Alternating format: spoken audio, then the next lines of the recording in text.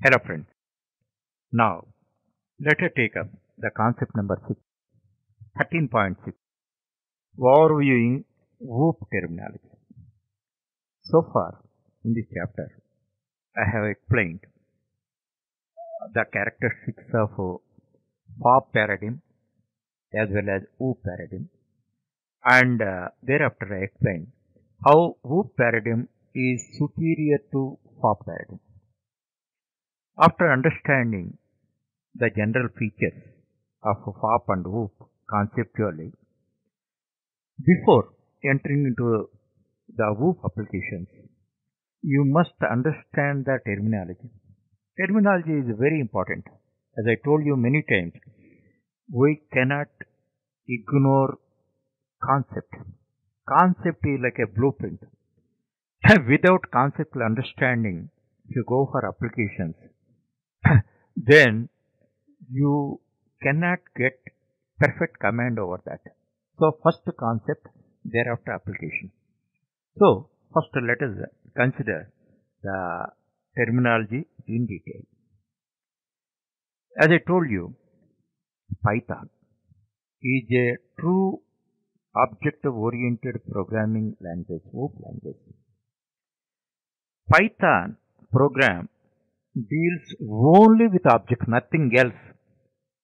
That's why everything, whatever Python program deals with, is an object. It may be a numerical, it may be a string, it may be a file, it may be a module, it may be a error or exception. All are objects. So, Python is a true object-oriented programming language. And one more amazing thing is, a function is also an object in Python. That point already explained to you. So, we must achieve perfect command over each and every term relating to object. So, if you analyze, a Python program is a composition of objects. What is object? Object is a real thing. In order to create any real thing, what you first require, what is the prerequisite? You must develop the blueprint. If you want to construct a building, what is required? The blueprint is required. If you want to perform some action and all that, some job, some task, before that you mentally form an idea. That is nothing but a blueprint. So, where we have to start means, in my view, class. Class and object, which is first means first class, because class is the blueprint, object is derived out of that according to that blueprint. That's why I am explaining class first. Class is a user defined data structure or data type. User defined data structure or data type. It provides a blueprint or a template to create objects of that type. Suppose, this is the best example, always you remember, fruit. What is fruit? You know that. This is the class. What are the objects? Objects are mango, orange, banana, etc. If you are able to understand the relation between fruit and mango, orange and all that, you can understand the relation between a class and object. And one more example I am giving you, a vehicle, car, bus, bike, truck. Now, if you are able to understand the relation between a vehicle and car, bus, a truck, bike, etc., then that is the relation between car and objects. These are all objects belong to this class, or these are all objects of vehicle type. These are all fruits of fruit type. So this is the class, these are the objects. So from this class, this type of objects only we can create. Mango fruit, orange fruit, banana fruit, vehicle, car, vehicle, bus vehicle, bike vehicle, and truck vehicle.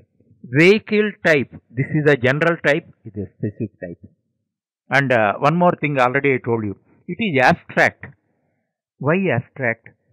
Fruit means you are able to understand what is fruit. If I ask you to draw the figure of fruit, you are not able to do. That is called abstract. That's why it is called abstract data type.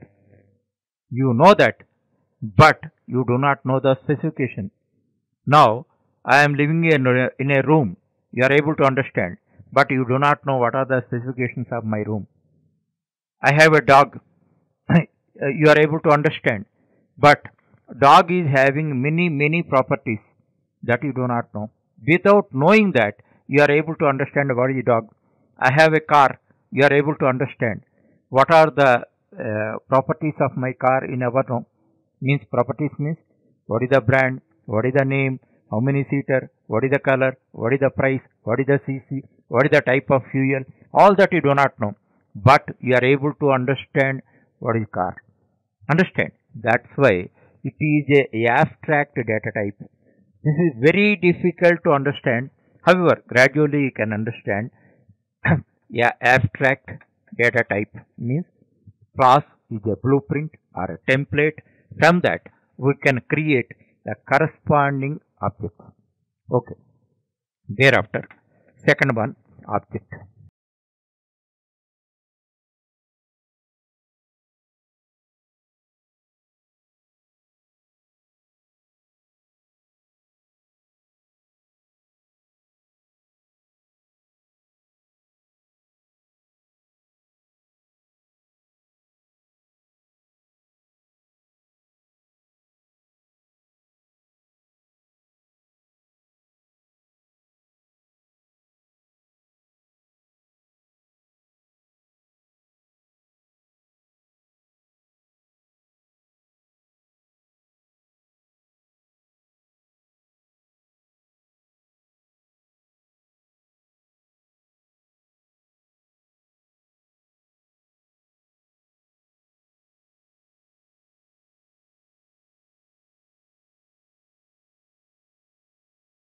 Upon the data, or otherwise these functions use this data and generate result. So that is the object. Object is the real thing. In order to create object of a particular type, first we have to define the class, that is the blueprint. In this manner you have to understand. Thereafter, class variables or class attributes. Actually, class variables and instance variables. If we have to understand this one, I have to give an example for this purpose only. Don't apply it 100%, but you can easily understand through that example. What is that example? Here it is an apartment. This is ABC apartment. In this, each floor, 10 flats are there. 10 flats are there. Suppose flat number 101. You take it as this is flat number 101. You take it as a flat. There are 100 flats, let us say. Okay. Here, apartment is like a class. And each flat is like an object of the type. Okay. Now, you can understand what is class variable, what is instance variable. Very easily with reference to this example. Now, variable means it represents data. Data. Now, if you take data, some are belong to flats, some are belong to apartment. So, some are belong to flat means flat owner 101 owner is having a car. That car belong to 101 flat 101 dot car. You can refer it like this. Suppose flat number 505 is having a bike. Flat number 505 dot bike. You can call it like this because this is belong to this. By that, people can understand whose bike is this. The flat number 505's bike is this. So these are called instance variables. A data relating to instance means object.